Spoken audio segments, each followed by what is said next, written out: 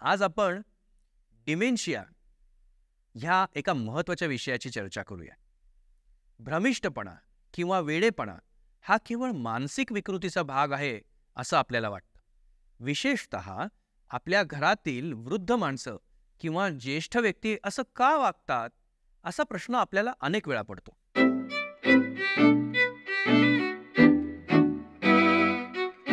आपल्या मानसिक वृत्ती, भावना, संवेदना, आकलनशक्ती, निर्णय क्षमता या आपल्या मेंदूच्या सक्षम स्थितीवर अवलंबून असतात. वय वाढतं तसं मेंदूला होणारा रक्तपुरवठा, मेंदूच्या रक्तवाहिन्या बारीक झाल्यामुळे तो थोडासा कमी होतो आणि त्यामुळे वेळेचे, जागेचे भान नसणे अशा घटना घडायला लागतात. या अवस्थेला आम्ही डिमेन्शिया किंवा स्मृतिभ्रंश किंवा संभ्रमावस्था असं म्हणतो.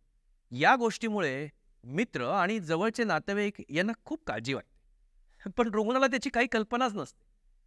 सकाळी काय खाल्लं, कोण भेटून गेलं, आंघोळ केली का नाही, अशा नुकत्याच घडून गेलेल्या घटनांना सुद्धा रुग्ण अनभिज्ञ असतात.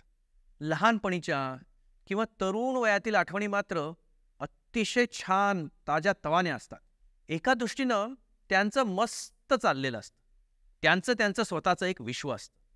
सगळ्या समवयस्कांना असं होतच नाही, त्यामुळे रुग्ण स्वतःच बुचकळ्यात पडतात. या सर्वांच्या पायथ्याशी मेंदू पेशींच्या संख्या कमी होण्याच्या असल्यामुळे होणारा हा त्रास असं म्हणतात. त्याला आपण अल्झायमर्स डिसीज असं म्हणतो. वयाच्या 65 वर्ष वयानंतर अनुवंशिक आणि कौटुंबिक आजारांमध्ये याची जडणघडण होते. मेंदूच्या अनेक छोट्या छोट्या भागांना रक्तपुरवठा कमी झाला की पार्किन्सन्स डिसीज किंवा हंटिंग्टन्स डिसीज अशी लक्षणं दिसू शकतात. मूळ याचं कारण मेंदूला कमी होणारा रक्तपुरवठा हेच असतं. त्याचसोबत अनेक वर्ष प्रदीर्घ काळ मद्यपान करणाऱ्या व्यक्तींनाही ही व्याधी होऊ शकते. व्हिटॅमिन B1 किंवा पायरिडॉक्सिन डेफिशियन्सीमुळे असं घडण्याचं दिसून आलेलं आहे. फिट्सवर वापरण्यात येणारी औषधं, तणावमुक्त करणारी औषधं बऱ्याच वेळेला बऱ्याच कालावधीसाठी घेतली तर स्मृतीभ्रष्ट होण्यास ती कारणीभूत असू शकतात. डिमेन्शिया ही कळत नकळत येणारी व्याधी आहे. प्रदीर्घ काळ ही अवस्था लक्षातही येत, पण या व्याधीची सर्वसाधारण लक्षणं ही अशी असतात. स्मृतिभ्रंश अर्थात डिमेन्शिया, आणि तोही ताज्या घटनांच्या बाबतीत प्रामुख्याने आढळतो.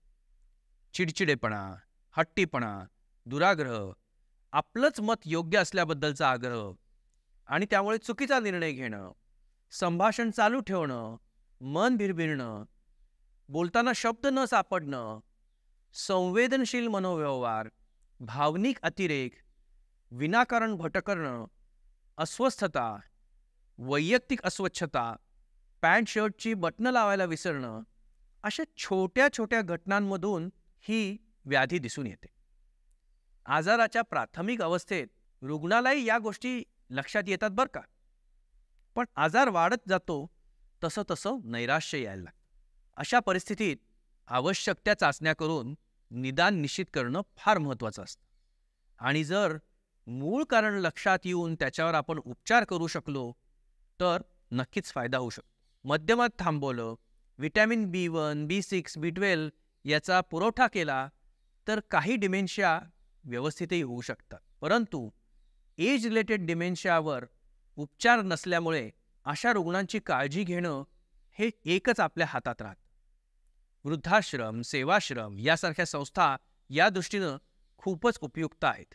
या काळात रुग्णाला जेवढं स्वावलंबी जीवन जगता येईल तेवढं जगू द्यावं. त्याला उत्तेजन द्यावं. रोज सकाळी त्याला दिवसाचं नियोजन आखून द्यावं. आठवणीसाठी घरात एखादा फळा किंवा सूचना फलक ठेवावा. रुग्णाला भटकंती करायची असेल तर त्याच्याजवळ त्याचं नाव, पत्ता आणि संपर्काचे क्रमांक जरूर ठेवावेत. अशा रुग्णांविषयी पूर्ण सहानुभूती ठेवून न रागावता, न चिडचिड करता प्रेमाने त्यांना सांभाळणं फार गरजेचं आहे. रुग्णाच्या सोयीसाठी, सेवेसाठी शक्यतो आळीपाळीने घरातल्या कोणी ना कोणीतरी उपलब्ध असल्यास भरपूर अपघात टळू शकतात.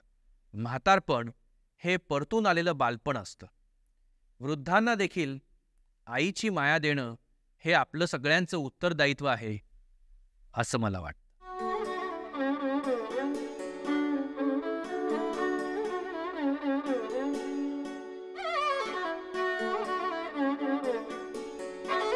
आजचा विषय संपला असला तरी आपलं ध्येय संपलेलं नाही. आरोग्याविषयीची संपूर्ण माहिती आणि मार्गदर्शन आपण यापुढील ऑडिओ व्हिडिओतही असंच चालू ठेवू. ह्या पुस्तकाची पूर्ण लिंक सोबत शेअर करत आहोत. तुम्हाला हा प्रयत्न आवडला असेल तर याची लिंक शेअर करा, सबस्क्राईब करा आणि निरोगी आयुष्याची तुमची वाटचाल अशीच कायम चालू ठेवा.